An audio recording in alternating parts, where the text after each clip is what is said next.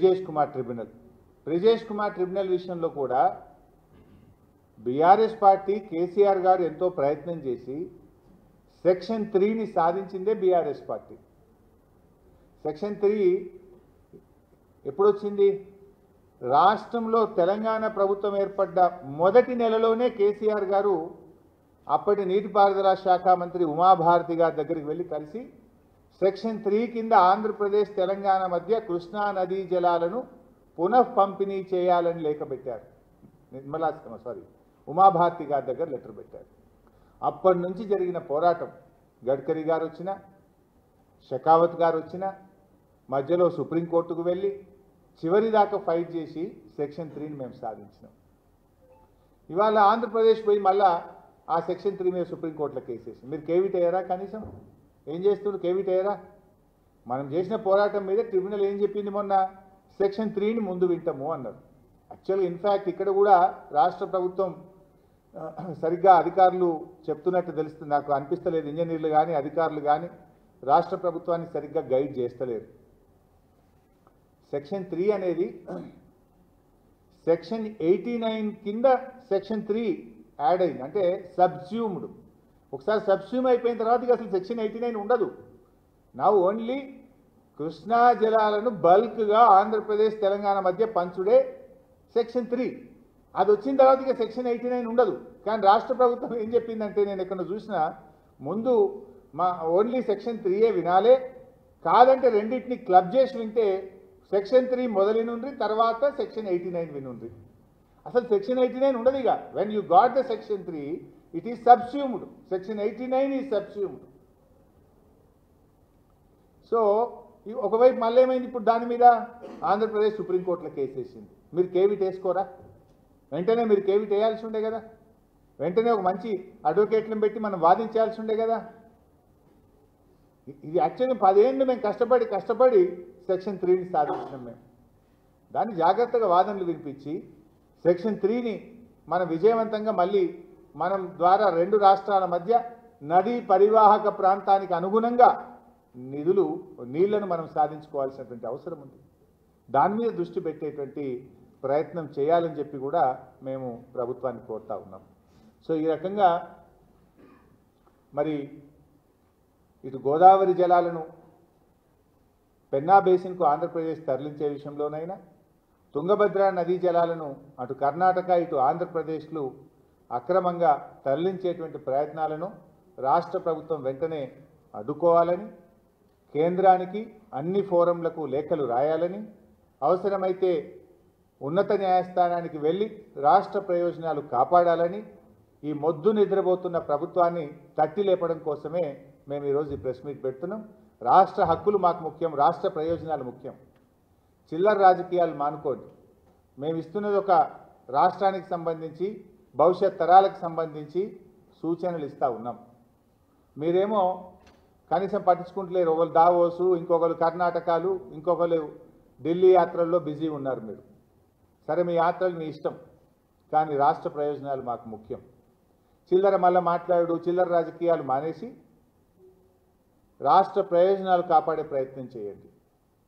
లేదు మీకు నిజాయితీ ఉంటే ఆల్ పార్టీ మీటింగ్ పిలవండి, వచ్చి మీకు ఇంకా విలువైన సూచనలు సలహాలు కూడా ఇస్తాం. మీకు ఏదైనా అర్థం కాకపోతే అడగండి, చెప్పడానికి కూడా మేము సిద్ధంగా ఉన్నాం.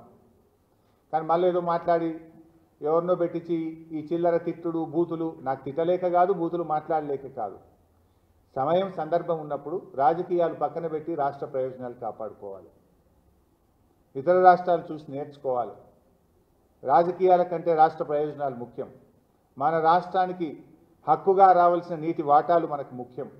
ఆ నీళ్లు సాధించుకోవడం కోసం, అక్రమ ప్రాజెక్టులను అడ్డుకోవడం కోసం ప్రభుత్వం వెంటనే కళ్ళు తెరిచి యుద్ధ ప్రాతిపదికన చర్యలు తీసుకోవాలని మేము కోరుతున్నాం. Thank you.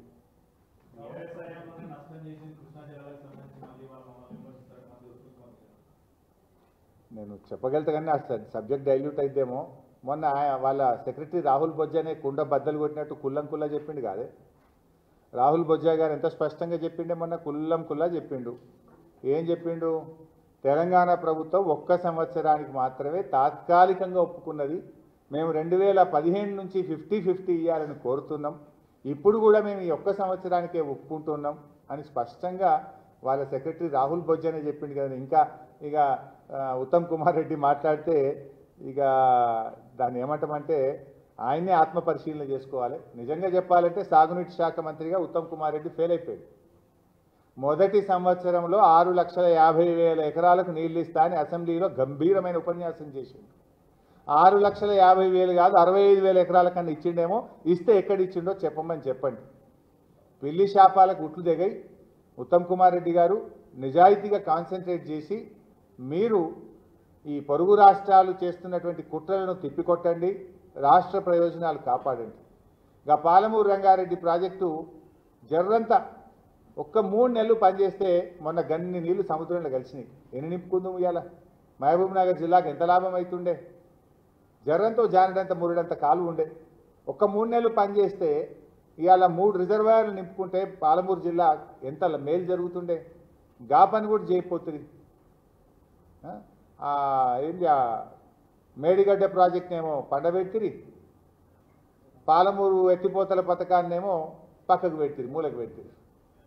పని చేయండి. ఇవన్నీ రాజకీయాలు ఉంటాయి, రాజకీయాలు మాట్లాడుకుందాం, కానీ రాష్ట్ర ప్రయోజనాలు కాపాడండి. ఊకే విమర్శలు మాని రాష్ట్ర ప్రయోజనాలు కాపాడే ప్రయత్నం చేయాలని చెప్పి మేము కోరుతా ఉన్నాం.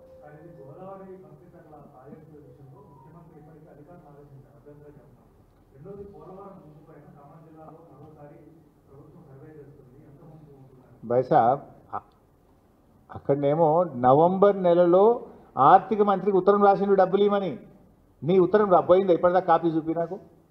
తెలంగాణ రాష్ట్ర ప్రభుత్వం ఈ రోజుకు ఢిల్లీకి ఉత్తరం రాస్తే కాపీ బయట ఎందుకు పెట్టలేదు చూపించండి. రాసిండ్రా మీరు? పోయిన సంవత్సరం నవంబర్లో బంకచెర్ల ప్రాజెక్టుకు నిధులు ఇవ్వమని నిర్మలా సీతారామన్కు ఆంధ్రప్రదేశ్ ముఖ్యమంత్రి ఉత్తరం రాస్తుండు. ప్రాజెక్టు రూపకల్పన అయిపోయి నిధులకు కూడా వాళ్ళు 2 ఉత్తరాలు రాస్తే నువ్వు కనీసం అపోజ్ చేయడానికి ఒక ఉత్తరం రాయడానికి నీకు టైం దొరకలేదా నీకు? You're so busy with that. అంత బిజీ ఉన్నారా మీరు? ఏది ఉత్తరం మీకు మీడియాకి రిలీజ్ చేయాలి కదా, చేసిండ్రా? ఎందుకు రాస్తలేరు మరి? అది ఎప్పుడు దొంగలు పడ్డాక 6 నెలల కుక్కలు పొరిగినట్ట? వదుకు కేంద్ర ప్రభుత్వం నిధులు ఇచ్చే పని చేస్తూ ఉంటే, ఏడీబీతో టైప్ చేస్తూ ఉంటే మీరు ఏం చేస్తున్నట్టు? Thank you. దావోస్ ఇంకా చాలా ఉన్నాయి, కానీ ఇప్పుడు ఇవాళ నా ఇష్యూ డైల్యూట్ అవుతుందని మాట్లాడతలేను. ఇక నేను ఏం చెప్పాలన్నా చెప్తే శాంతాడంతున్నది. దరఖాస్తుల గురించి చెప్పమంటే అది కూడా చెప్తా, కానీ మరి మళ్ళీ డైవర్ట్ అవుతుంది. ఇది అసలు సబ్జెక్ట్ పోద్దన్న భయం అవుతుంది. అందులో సింపుల్ ఒక మాట చెప్తానే, దావోస్లో పోయి మెగా కృష్ణారెడ్డి రేవంత్ రెడ్డి అగ్రిమెంట్ చేసుకోవాలి. అవే ఇద్దరు జూబ్లీహిల్స్ రోడ్ ఇవతల ఒక ఆయన ఉంటాడు, రోడ్ అవతల ఒక ఆయన ఉంటాడు. ఈయనింటికి ఆయన పోవచ్చు, ఆయనింటికి నిన్న పోయి ఈయన్ని అగ్రిమెంట్ చేసుకోవచ్చు. ఇద్దరు దావోస్కి పోయి ఆ పెట్రోల్ దండు కాదే ఆడపోయి దావోస్లో అగ్రిమెంట్లు చేసుకుంటారు. ఇద్దరు ఉండేది ఎక్కడ? వీళ్ళిద్దరు జూబ్లీహిల్స్ రోడ్ అవతల ఒక ఆయన, రోడ్ ఇవతల ఒక ఆయన. ఇక చాలా కథ ఉన్నది, కానీ దాని సంగతి తర్వాత చెప్తా.